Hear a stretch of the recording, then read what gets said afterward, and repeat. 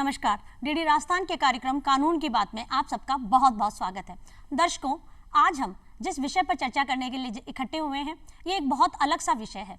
हमारे देश की कानून व्यवस्था में सभी के लिए कुछ ना कुछ विशेष है, और यह विशेष व्यवस्था सिर्फ आप और हम जैसे लोगों के लिए नहीं जो खुली हवा में सांस ले रहा है, ये उन बंदियों के लिए भी है जो किसी न किसी कारण से जेल में है। जी हाँ, हमारा आज का विषय है बंदियों के अधिकारों की रक्षा, और इसकी जानकारी देने के लिए स्टूडियो में मौजूद हैं हमारी आज की विशेषज्ञ। आप हैं श्रीमती अलका भटनागर जी। श्रीमती अलका भटनागर जी, आपका हमारे आज के कार्यक्रम में बहुत बहुत स्वागत है। Thank you. तो दर्शकों, कार्यक्रम को आगे बढ़ाते हैं और लेते हैं कार्यक्रम का पहला प्रश्न श्रीमती अलका भटनागर जी से। अलका जी, मैं आपसे जानना चाहूंगी कि जैसा कि आपने अभी विषय ही जाना कि हम आज बात कर रहे हैं बंदियों के अधिकारों की रक्षा पर। मैडम, एक चीज हम देखते हैं कि पुलिस वाले कुछ कैदियों को पकड़ के लाते हैं जो मुजरिम होते हैं, और फिर न्यायालय में उनको प्रस्तुत करते हैं और फिर वापस अपने साथ ले जाते हैं। तो ये तो हुए विचाराधीन, और कुछ होते हैं जो जेलों में बंद होते हैं। तो एक तो पुलिस के पास बंद होते हैं और एक जेल में बंद होते हैं। ये दो तरह के जो मुजरिम होते हैं या जो बंदी होते हैं, ये इनका अंतर क्या है? पहली बात तो जो पुलिस पकड़ के लेकर आती है जिनको, वो मुल्जिम होते हैं, वो अभी मुजरिम नहीं होते, वो मुल्जिम होते हैं। उनका गुनाह साबित नहीं हुआ है, वो विचाराधीन होते हैं, उनका अन्वेषण चल रहा होता है। अन्वेषण के बाद उनकी ट्रायल चालू होती है, और उसके बाद उनकी अगर सज़ा प्रूव हो जाती है तो वो जेल के अंदर होते हैं। तो जो पुलिस पकड़ के लाती है और ले जाती है, तो वो रिमांड के लिए लाती है मजिस्ट्रेट के सामने। मजिस्ट्रेट उनको 15-15 दिन की रिमांड देता है, 15 दिन की देता है पहले, और इस बीच में अगर उनका पूरा अन्वेषण नहीं हो पाता है या कोई और कारण से बढ़ाना पड़ता है तो 15 दिन के लिए दोबारा बढ़ा दिया जाता है। ये रिमांड होता है। इस टाइम पे वो जेसी में होते हैं, ना कि पीसी में। पुलिस कस्टडी में नहीं होते, वो जुडिशल कस्टडी में होते हैं।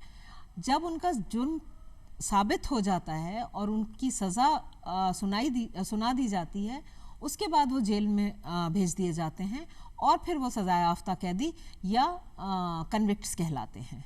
तो ये दो अलग अलग कैटेगरी के जो हैं, बंदी कह लें इनको हम, ये दो अलग अलग कैटेगरी के होते हैं। जी, एक तो वो जिसको सजा सुना दी गई है वो रहता है बड़ी जेल में, जेल के अंदर, सेंट्रल जेल में रहता है, और जो पुलिस के पास रहते हैं वो मुल्जिम होते हैं। मुल्जिम है, और उनका अभी जुर्म साबित नहीं हुआ है। अभी उनसे पूछताछ चल रही है, इन्वेस्टिगेशन चल रहा है कि क्या उन्होंने वास्तव में अपराध किया है क्या नहीं किया। क्योंकि हमारे जो कानून है उसके अंदर जो कीवर्ड है और जो when of the law is कि किसी भी बेगुनाह को सज़ा नहीं होनी चाहिए। चाहे कोई गुनाहगार भले ही छूट जाए, लेकिन बेगुनाह को सज़ा नहीं होनी चाहिए। इसलिए जो अन्वेषण का या जो इन्वेस्टिगेशन का जो टाइम होता है, जो ट्रायल होती है, उसको बहुत बारीकी से देखा जाता है कि ये जो हम मुल्जिम लाए हैं, ये वास्तव में इसने ये जुर्म किया है या कुछ मिसअंडरस्टैंडिंग की वजह से इसको समझा जा रहा है कि इसने ये जुर्म किया, यहाँ लेकर आए इसको। जी अलका जी, एक चीज जानना चाहूंगी आपसे कि आपने अभी एक चीज बताई, अन्वेषण। तो जब कोई बंदी जो है जिस पे अन्वेषण चल रहा है या अन्वेषणाधीन जो बंदी है, ऐसी स्थिति में अगर वो न्यायालय में अपनी जमानत की अर्जी लगाए तो उसकी प्रक्रिया क्या होगी? वो 436 में अपनी जमानत की अर्जी लगा सकता है। जमानत मिलना ना मिलना ये कोर्ट के ऊपर डिपेंड करता है। अगर कोर्ट को लगता है कि ये इन्वेस्टिगेशन, क्योंकि एक बहुत बारीकी से चलने वाला प्रोसीजर होता है, और इसके अंदर जो मुल्जिम होता है उसकी भी और अन्य गवाहों की भी समय समय पे ज़रूरत पड़ती रहती है। कई बार न्यायालय को ऐसा लगता है कि अगर हमने इसको बंधित नहीं करके रखा, बांध के नहीं रखा, तो ये गायब हो जाएगा, ये अन्वेषण को पूरा नहीं होने देगा। तो इसके चलते कई बार उसको ज़मानत डिनाई कर दी जाती है, उसकी ज़मानत की अर्जी खारिज कर दी जाती है। कई बार ज़मानत दे दी जाती है क्योंकि लगता है कि अन्वेषण बहुत देर तक चलेगा और इसको जेल में रख के कोई फ़ायदा नहीं है, और उसको बंधित भी कर दिया जाता है कि तुमको समय समय पे जब भी पुलिस बुलाएगी तो तुमको आना है और इन्वेस्टिगेशन में मदद करनी है। तो अगर वो इन सब टर्म्स एंड कंडीशंस को स्वीकार करता है तो उसको ज़मानत पे छोड़ा भी जा सकता है। लेकिन जो बहुत संगीन अपराध होते हैं, जैसे किसी ने मर्डर किया है या डकैती है या कोई सेक्सुअल ऑफेंस है या ड्रग्स का मामला है, या ऐसे बहुत सारे हैं, नेशनल सिक्योरिटी को लेके मामले हैं, टेररिज्म के मामले हैं, ऐसे बड़े वाले जो अपराध होते हैं उसके अंदर आम तौर पे ज़मानत मिलना बहुत ज़्यादा उचित भी नहीं है और मिलती भी नहीं है। और ऐसे बंदियों को फिर जेल में ही रखा जाता है जब तक उनकी पूरा उनका ट्रायल पूरा नहीं हो जाता है, या जब तक कोर्ट को उचित लगता है जब तक। अच्छा, एक चीज, जैसे कोई एक कैदी पुलिस लेकर आते हैं, किसी को मुजरिम को लेके आते हैं, और मुजरिम को लाके जब जज साहब के सामने हाजिर करते हैं, वो देखते हैं एक छोटी सी गलती की है, वो उसको जमानत दे सकते हैं। जी। दोबारा से वो उसी चीज पे फिर पकड़ा जाता है, फिर लाया जाता है, फिर जमानत मिल जाती है। तो ऐसे कितनी बार हो सकता है? क्या ये आमतौर पे ऐसा नहीं होता, होना भी नहीं चाहिए, क्योंकि अगर कोई हैबिचुअल ऑफेंडर है जो बार बार आदतन अपराधी है, तो आदतन अपराधी तो समाज के लिए एक बहुत बड़ा वो है, चाहे वो चाहे छोटा सा भी ऑफेंस हो, भले ही वो एक तार चोरी का हो, या गटर के ढक्कन की चोरी हो, या कोई छोटी मोटी संपत्ति को नुकसान पहुंचाने का हो। लेकिन अगर वो आदतन अपराधी है, तो आज तो वो छोटे मोटे अपराध कर रहा है और उसने जमानत को एक अपना जरिया बना लिया है कि जेल जाता हूँ, बाहर जमानत मिलती है, बाहर आता हूँ, फिर कोई जुर्म करता हूँ, फिर अंदर चला जाता हूँ। तो ये एक रिवॉल्विंग डोर पॉलिसी उसने बना ली है। तो ऐसे में ज़्यादातर जब न्यायालय उसका एंटीसीडेंट रिकॉर्ड मंगाती है कि भाई इसका वो पिछला रिकॉर्ड देखा जाए कि इसने कहीं पहले अपराध तो नहीं किया, तो उसके अंदर थाने वाले जो हैं वो पूरा अपना रिकॉर्ड लेकर आते हैं, तो उसमें दिखता है कि इसने इतने अपराध किए हैं, तो उसको फिर छोटे से अपराध के लिए भी जमानत नहीं मिल पाती है, क्योंकि वो आदतन अपराधी है। जमानत मिलने की प्रक्रिया क्या है और किन किन चीजों में जमानत हो सकती है?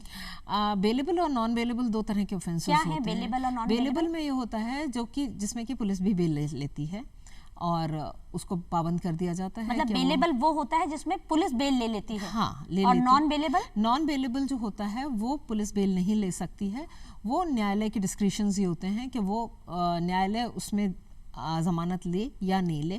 कंडीशन भी इम्पोज करते हैं कई बार, क्या अगर जमानत दी है तो ये टर्म्स एंड कंडीशंस हैं, इनको आपको फॉलो करना पड़ेगा। जैसे अभी आपको बताया मैंने कि आपको इन्वेस्टिगेशन में सपोर्ट करना पड़ेगा, जब भी पुलिस बुलाएगी आपको आना पड़ेगा, जब भी विटनेस के लिए आप और विटनेसेस आएंगे उसके लिए आना पड़ेगा, या वेरियस रिकवरी के लिए और भी बहुत सारी चीज़ें हैं जिसके लिए आपको आना पड़ेगा। या फिर बिना कंडीशन के भी कई बार दे दी जाती है। देखा फर्स्ट टाइम ऑफेंडर है या छोटा ऑफेंस है, या छोटा तो नहीं, नॉन बेलेबल ऑफेंसेस होते तो बड़े ही हैं, लेकिन जिसमें ये लगता है कि हाँ समाज को खतरा नहीं है, या फिर बंदी के भी तो हमको अधिकारों का देखना है ना, कि कहीं ये पहली बार इसने ऑफेंस किया है, इसको हमने जेल में डाल दिया और वहाँ आतंक अपराधियों के साथ रहेगा, तो ये तो बहुत आगे बिगड़ सकता है। और जबकि हमारा तो सुधारात्मक वो है अप्रोच, यानी हमको तो सुधार के इसको वापस मेन स्ट्रीम में लाना है, वापस समाज के अंदर लाना है, तो हमारे को ऐसा कोशिश करनी होती है। न्यायालय का भी यही वो होता है कि बंदी को इतना ज़्यादा पनिश नहीं किया जाए उसका जुर्म प्रूव होने से पहले, कि वो हार्डकोर अपराधी बन जाए, मानसिक तौर से वो ऐसा बन जाए। हाँ, उसको क्राइम की दुनिया पसंद आने लग जाए, या वो उसमें खिंच जाए, या वो किसी तरह से उसमें इतनी बुरी तरह फंस जाए कि वो बाहर कभी नहीं निकल पाए। तो इसीलिए जमानत दे दी जाती है, ये करके क्या ये अपने आप को सुधार सके। पारिवारिक स्थिति को भी देखा जाता है क्या? पारिवारिक स्थिति को भी देखा जाता है, उसकी पढ़ाई लिखाई को, उसके और भी जो उसका कंडक्ट है या जो उसका पास्ट रिकॉर्ड है उसको भी देखा जाता है। बहुत सारी चीज़ों को कंसिडर किया जाता है।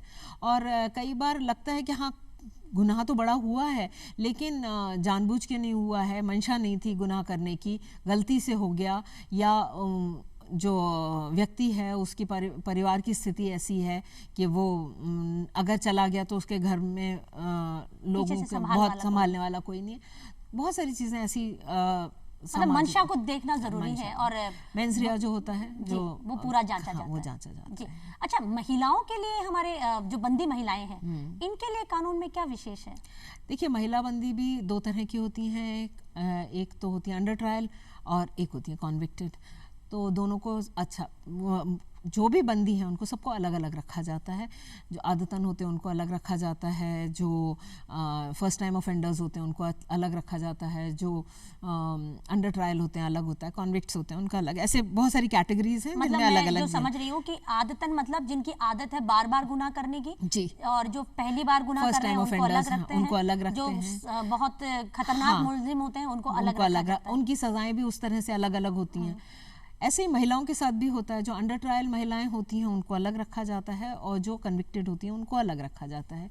उसके अंदर भी अलग अलग, जैसे वही है हैबिचुअल और नॉन हैबिचुअल, जो आदतन अपराधी हैं वो बार बार करती हैं और आ जाती हैं वापस। फिर इसके अंदर कुछ और कैटेगरीज हैं, जैसे सेक्स वर्कर्स हैं, उनको अलग रखा जाता है।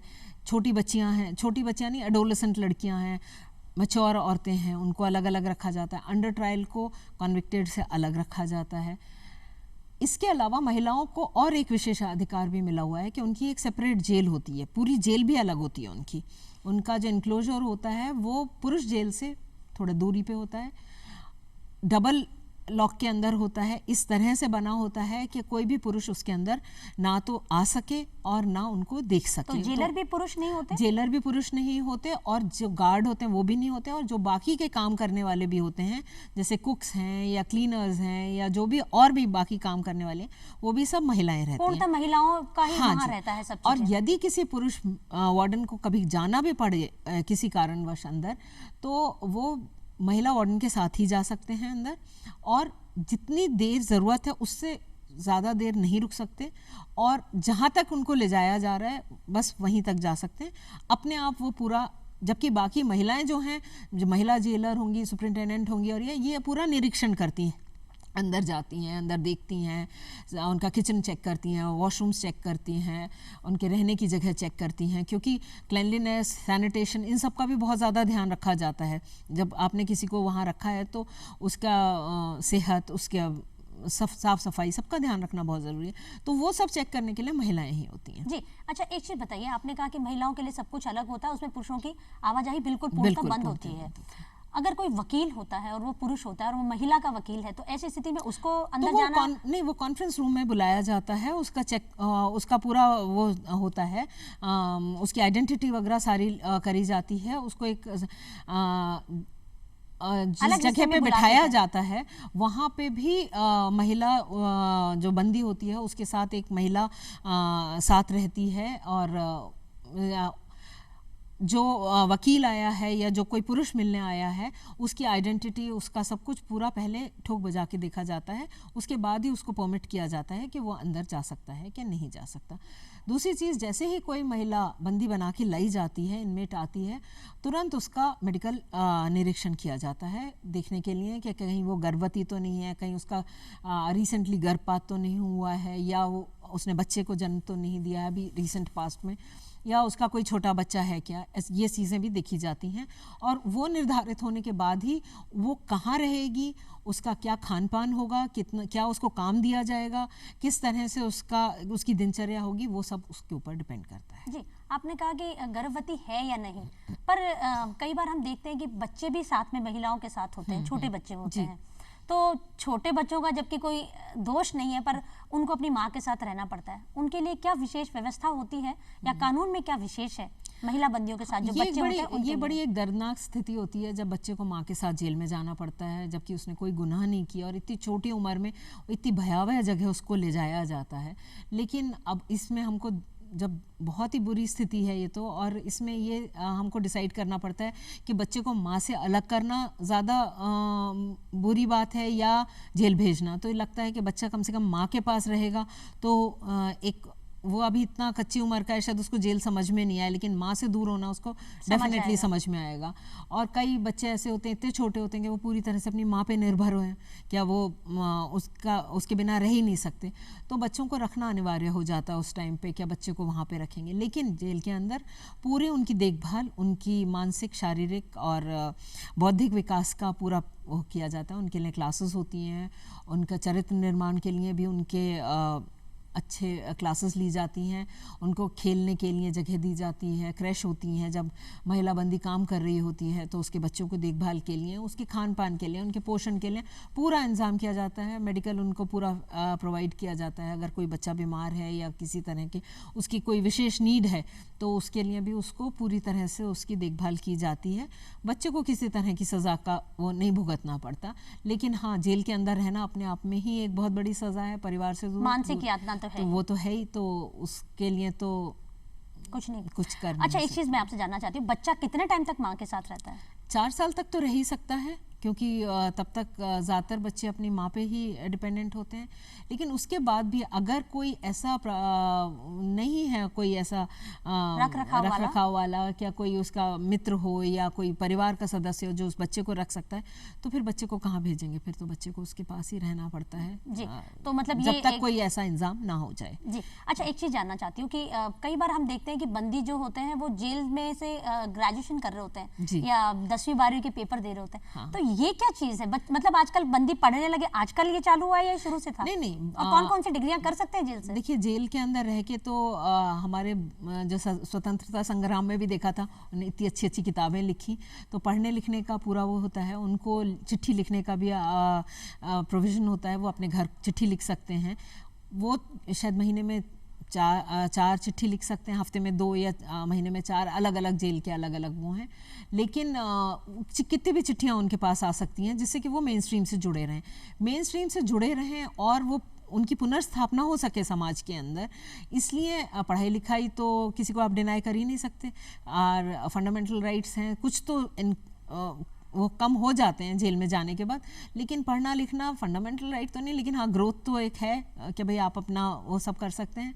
तो ये एक ऐसा अधिकार है जिसको आप किसी को डिनाई नहीं कर सकते अगर कोई पढ़ना चाहता है। और तो अभी नहीं, ये तो हमेशा से है कि अगर कोई बंदी पढ़ना चाहता है तो उसको इनकरेज किया जाता है कि तुम पढ़ो और तुम कोई स्किल भी सीखो। कुछ अगर किसी को बढ़ई का काम आता है तो वो सीखो, या किसी को सिलाई बुनाई का आता है तो वो सीखो, या जो भी कोई है, गार्डनिंग का है, जेल के अंदर सब्जी बागान भी होता है और ऐसे बहुत सारा वो होता है। तो ये सब करना इनकरेज किया जाता है और उनको बड़ा प्रोत्साहित किया जाता है कि ये सब करें। और जेल से उनको परमिशन, कोर्ट उनको परमिशन देता है कि वो जाके अपना जब भी शिक्षा पूरी कर सकता है। नहीं, और जब भी एग्ज़ाम हो तो दें। और कई बार तो ये भी होने लग गया है कि पेपर जेल से भी वो दे सकते हैं, क्योंकि लाने ले जाने में कई बार बहुत ज़्यादा वो होता है कि किसी ने आजकल तो वैसे भी ऑनलाइन का जमाना है, तो ऑनलाइन भी एग्जाम करवाए जा सकते हैं। अभी ऑनलाइन भी शायद शुरू हो गए हैं, लेकिन ये तो है कि हाँ, जेल से आप पेपर तो दे ही सकते हैं। नहीं तो फिर वो चालानी गार्ड आपको लेके जाता है आपके परीक्षा केंद्र पे और वहाँ एग्ज़ाम दिला के वापस लेकर आता है। और बहुत सारे बंदियों का मैंने देखा है कि उन्होंने अब उच्च शिक्षा प्राप्त की है और काफ़ी पढ़ने लिखने में इंटरेस्टेड रहते हैं, जिससे कि समाज में वापस जब वो जाएं तो वो मुख्य धारा से जुड़ सकें और जेल में भी बच्चों को पढ़ा सकें या कुछ ऐसा अपना योगदान दे सकें, जिससे कि शायद उनका खुद का भी गिल्ट थोड़ा कम हो और एक कंस्ट्रक्टिव जो वो है माइंड वो रहे, ना कि वो उतने नेगेटिव माहौल में रहने के बाद कोई भी सकारात्मक सोच के साथ बाहर निकले। और जब तक वहाँ है वहाँ भी सकारात्मक सोच ही रखें। जी। अच्छा, अलका जी, एक चीज जानना चाहती हूँ। आपने अभी जैसे बात की कि चालानी गार्ड जो होता है वो लेके जाता है, लेके आता है, तो अक्सर हम देखते हैं कि एक पैरोल शब्द हम सुनते हैं। हाँ, ठीक है, बिल्कुल। तो पैरोल क्या है और ये कितने अंतराल में किन कैदियों को मिल सकती है? पैरोल की भी यही मंशा है कि एक व्यक्ति जिसने अपराध किया है या उससे अपराध हो गया है, उसको एक सुधार का एक अवसर दिया जाना चाहिए। और शायद सबसे बड़ी सज़ा एक इंसान के लिए होती है कि उसको अपने परिवार और अपने परिवेश से अलग कर दिया जाए। तो पैरोल भी एक प्रयास है कि व्यक्ति को समय समय पे वापस अपनी जगह पे लाया जाए, अपने परिवार के बीच में, अपने समाज के बीच में लाया जाए, जिससे कि वो जुड़ा हुआ महसूस कर सके, कुछ अपने दायित्व निभा सके। तो अभी रिसेंटली ही पैरोल रूल्स के अंदर मॉडिफिकेशंस हुए, अमेंडमेंट्स हुए हैं और नए पैरोल रूल्स बने। तो पहले ये था 1/4 सज़ा के बाद आपको 10 दिन की पैरोल मिलती थी, फिर 20 दिन की मिलती थी, फिर 30 दिन की मिलती थी, फिर 40 दिन के अंतराल के बाद। ये 1/4 सेंटेंस होने के बाद उसके बाद आप लगातार ले सकते हैं। लगातार ले लेते थे। और इमरजेंट पेरोल होती थी कि घर में कोई शादी ब्याह है या कुछ किसी की मृत्यु हो गई है या कोई और ऐसा कारण है, कभी आंधी ये तूफान आ जाता था, अकाल पड़ जाता था, तो कई बार आना पड़ता था, या घर में कुछ टूट फूट हो गई है और कोई और है नहीं करने वाला, तो इमरजेंट पेरोल का भी प्रावधान था, जो कि कभी कभी उसके लिए कोई वो कंडीशन नहीं थी कि कब लिया जा सकता है। लेकिन अब ये हो गया है कि जो बहुत संगीन अपराध हैं उसमें उसके बाद आधी सज़ा पूरी होने के बाद, और जो कम संगीन अपराध हैं उसमें 1/4 के बाद पैरोल का प्रावधान है। तो पैरोल मिल जाती है, 10 दिन की पैरोल पहली मिलती है, फिर दूसरी 20 की, 30 की, ऐसे करके होती है। और अगर बहुत अच्छा आचरण रहे या बहुत अच्छा व्यवहार रहे या जेल के अंदर उसका बड़ा सकारात्मक रूप से उसने व्यक्ति ने वो किया है और सुधार के चांसेस लग रहे हैं, तो उनकी परमानेंट पैरोल भी हो जाती है और उनको ओपन एयर कैंप्स के अंदर भी रखा जाता है। क्योंकि कई सज़ाएं ऐसी होती हैं जो लंबी चलने वाली होती हैं, लेकिन उस व्यक्ति में इतना सुधार आ चुका होता है कि वो इतना सभ्य बन गया होता है या समाज के लिए खतरा नहीं होता उससे, तो वो ओपन एयर में भी रहते हैं। और वो उनका बस एक ये होता है कि उनको शाम को वापस अपने जेल के अंदर आना होता है, बाकी वो दिन भर काम करने बाहर जा सकते हैं। ओपन एयर जेल जो आपने अभी बोला, क्या है ये भी एक हमारे जो कानून के द्वारा दी हुई बहुत अच्छी एक भेंट है, एक बहुत अच्छा प्रयास है कि हम समाज में जो आउटलॉज हो चुके हैं, जिन्होंने किसी भी कारण से कोई अपराध किया है, उनको एक मौका दिया जा रहा है कि आप वापस मेन स्ट्रीम में आ जाइए, वापस समाज में आइए, वापस समाज आपको एक्सेप्ट कर रहा है। और समाज को भी ये बता रहे हैं कि अगर किसी से एक बार गलती हो जाती है तो ज़रूरी नहीं है कि वो अपराधी ही बन जाए, वो सुधर भी सकता है और वो वापस हमारे साथ आपके और हमारी तरह बैठ के सरकार ये समाज को में कंट्रीब्यूट कर सकता है। तो ओपन एयर जेल का कॉन्सेप्ट जो है उसके अंदर ये है कि सज़ा जब काफ़ी पूरी हो जाती है या उसका आचरण बहुत अच्छा रहा है या फर्स्ट टाइम ऑफेंडर था और उसके बाद कभी लगा नहीं कि वो कभी ऐसा करने वाला है या साइकोलॉजिकली वो कहीं डिस्टर्ब नहीं है, तो उन लोगों को ओपन एयर जेल में करा जाता है, रहते हैं और आपको हमको पता भी नहीं चलेगा, वो बाहर आते हैं, काम करते हैं, शाम को वापस चले जाते हैं। लेकिन हाँ, ये पाबंदी ज़रूर होती है कि सूर्यास्त से पहले, रोल कॉल से पहले उनको वहाँ अपने जेल के अंदर दाखिल हो जाना। आपने कहा कि उनका आचरण अच्छा होता है और उनका पता नहीं चलता, पर कुछ लोग ऐसे होते हैं अलका जी जिनका पता चलता है, जो शारीरिक असक्षम होते हैं या मानसिक रूप से विकसित होते हैं। ऐसे बंदियों के लिए क्या विशेष है हमारे कानून में? देखिए, जो व्यक्ति अपने आप को अपने बचाव में कोई वो दलील नहीं दे सकता या अपना बचाव नहीं कर सकता, वो मानसिक रूप से सक्षम हो या शारीरिक रूप से हो, तो उनका सरकार ही देखभाल करेगी। लीगल एड की जैसी बहुत बड़ी एक वो होती है, तो उनको लीगल एड से भी प्रोवाइड किया जाता है और विधिक सहायता जिसको कहते हैं वो दी जाती है। वो अपना बचाव में कुछ भी नहीं कह सकते, इसलिए उनके लिए एक न्याय मित्र जैसी चीज़ उनको प्रोवाइड की जाती है, एमिकस क्यूरी भी कहते हैं जिसको। और अगर उनके परिवार वाले कोई और वकील रखना चाहें तो वो भी कर सकते हैं, लेकिन ऐसे बंदियों को आप कारागृह में तो नहीं डाल सकते औरों के साथ, तो इनके लिए एक विशेष प्रोविज़न करना पड़ता है। ऐसे बहुत ज़्यादा तादाद में नहीं होते, तो इसके लिए इन लोगों के लिए एक अलग से जेल बनाई जाए, ऐसा भी पॉसिबल नहीं है। तो कई बार ये होता है कि किसी असाइलम में ही इनको रखा जाता है या कोई ऐसी जगह रखा जाता है जहाँ ये भी सुरक्षित रहें और लोग भी इनसे सुरक्षित रहें, जब तक इनका पूरी तरह से पुनर्स्थापना नहीं की जा सकती है। अब ये अपने अपराध को भी कई बार नहीं समझते हैं, तो उनका इलाज भी कराना ज़रूरी होता है, इलाज भी करें। कई बार परिवार उनको लेने से मना कर देता है, तो फिर ये वापस सरकार की जिम्मेवारी हो जाती है कि वो उनको कहीं ऐसी जगह पे पुनर्स्थापित करें जहाँ पे उनकी देखभाल भी हो सके, वो सुरक्षित भी रह सकें और उनका रख रखाव भी ढंग से हो सके। तो ये भी सरकार की एक जिम्मेवारी हो जाती है, तो ये भी सरकार वेलफेयर मेजर है, वेलफेयर के अंदर आता है। अच्छा, एक चीज़ बताइए अलका जी, आपने अभी एक चीज़ कही कि बच्चों के बारे में जब हम बात कर रहे थे, महिलाओं के साथ जो बच्चे होते हैं, तो कई बार बच्चे भी गलती कर देते हैं, तो बच्चों की जेलें जो होती है बड़ों की जेलों से किस तरह से अलग होती है और बच्चों के लिए क्या विशेष है?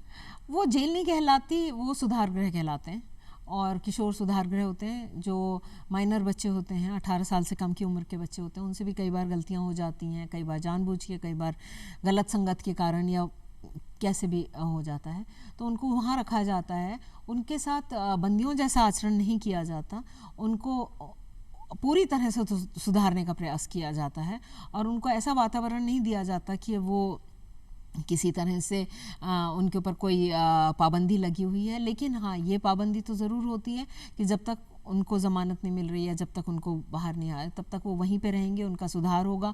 उनको पढ़ाया लिखाया जाता है, उनके अंदर स्किल डेवलपमेंट की जाती है और कुछ उनको ऐसी मॉरल बातें बताई जाती हैं जिससे कि उनका हृदय परिवर्तन हो और वो वापस अच्छे मार्ग पे आ सकें। जी, तो हमने बच्चों की बात की, हमने सामान्य बंदियों की बात की, महिलाओं की भी बात की। हमारे समाज में एक तीसरा वर्ग भी है, ट्रांसजेंडर जिसको कहते हैं जी। उनके लिए जेल में कुछ अलग व्यवस्थाएं होती हैं या उनके लिए कानून में कुछ अलग है? ये एक बड़ा दुखद वो है कि उनके बारे में उनके लिए कोई प्रावधान अभी तक नहीं है।